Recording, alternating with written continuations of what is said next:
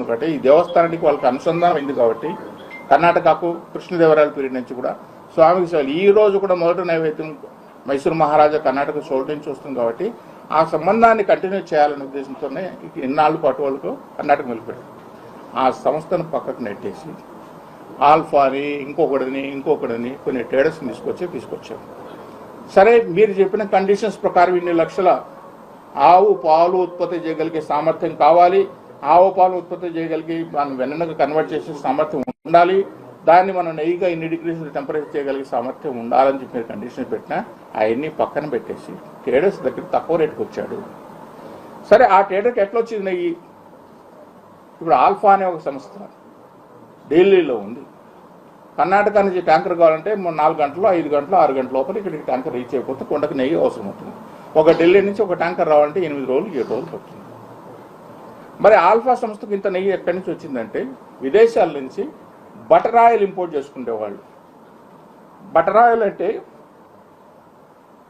నెయ్యి కంటే ముందు తయారు చేసే ముందు మనం ఇంతకుముందు మీకు చెప్పినట్లు వెన్న.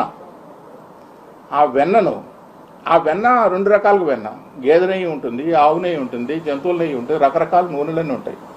ఈ బటర్ ఆయిల్ ఒక ఫ్యాట్ కంటెంట్లో తీసుకొచ్చిన బటర్ ఆయిల్ని తీసుకొచ్చి ఆ బటర్ ఆయిల్ని ప్రాసెస్ చేసి కలర్ మిక్స్ చేసి, ఎందుకంటే ఆవు నెయ్యి ఒక్కటే పచ్చగా కనిపిస్తుంది, గేదె నెయ్యి తెల్లగా ఉంటుంది. ఆవు నెయ్యి అనేది ఏంటంటే కుకింగ్లో స్మెల్ వస్తుంది, ఫ్రాగ్రెన్స్ వస్తుంది, ఆ సువాసన కానీ రుచి కానీ మనం వండే కొద్దీ వస్తుంది. ఎందుకంటే ఈ దేవస్థానానికి వాళ్ళకి అనుసంధానం అయింది కాబట్టి కర్ణాటకకు కృష్ణదేవరాయల పీరియడ్ నుంచి కూడా స్వామికి సేవలు ఈ రోజు కూడా మొదటి నైవేద్యం మైసూరు మహారాజా కర్ణాటక సోల్ నుంచి వస్తుంది కాబట్టి ఆ సంబంధాన్ని కంటిన్యూ చేయాలనే ఉద్దేశంతోనే ఇన్నాళ్ళ పాటు వాళ్ళకు కర్ణాటక నిలిపారు. ఆ సంస్థను పక్కకు నెట్టేసి ఆల్ఫాని ఇంకొకటిని కొన్ని ట్రేడర్స్ని తీసుకొచ్చారు.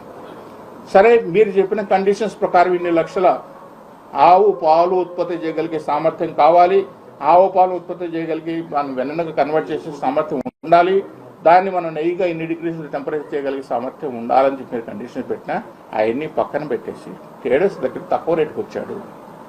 సరే, ఆ ట్రేడర్కి ఎట్లా వచ్చింది నెయ్యి? ఇప్పుడు ఆల్ఫా అనే ఒక సంస్థ ఢిల్లీలో ఉంది. కర్ణాటక నుంచి ట్యాంకర్ కావాలంటే 4 గంటలు 5 గంటలు 6 గంటల లోపల ఇక్కడికి ట్యాంకర్ రీచ్ అయిపోతే కొండకు నెయ్యి అవసరం అవుతుంది. ఒక ఢిల్లీ నుంచి ఒక ట్యాంకర్ రావాలంటే 8 రోజులు 7 రోజులు పడుతుంది.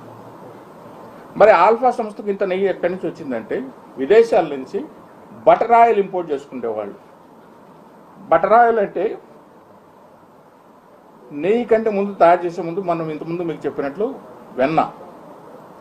ఆ వెన్న 2 రకాలుగా వెన్న, గేదె నెయ్యి ఉంటుంది, ఆవు నెయ్యి ఉంటుంది, జంతువుల నెయ్యి ఉంటుంది, రకరకాల నూనెలన్నీ ఉంటాయి. ఈ బటర్ ఆయిల్ ఒక ఫ్యాట్ కంటెంట్లో తీసుకొచ్చిన బటర్ ఆయిల్ని తీసుకొచ్చి ఆ బటర్ ఆయిల్ని ప్రాసెస్ చేసి కలర్ మిక్స్ చేసి, ఎందుకంటే ఆవు నెయ్యి ఒక్కటే పచ్చగా కనిపిస్తుంది, గేదె నెయ్యి తెల్లగా ఉంటుంది. ఆవు నెయ్యి అనేది ఏంటంటే కుకింగ్లో స్మెల్ వస్తుంది, ఫ్రాగ్రెన్స్ వస్తుంది, ఆ సువాసన కానీ రుచి కానీ మనం వండే కొద్దీ వస్తుంది.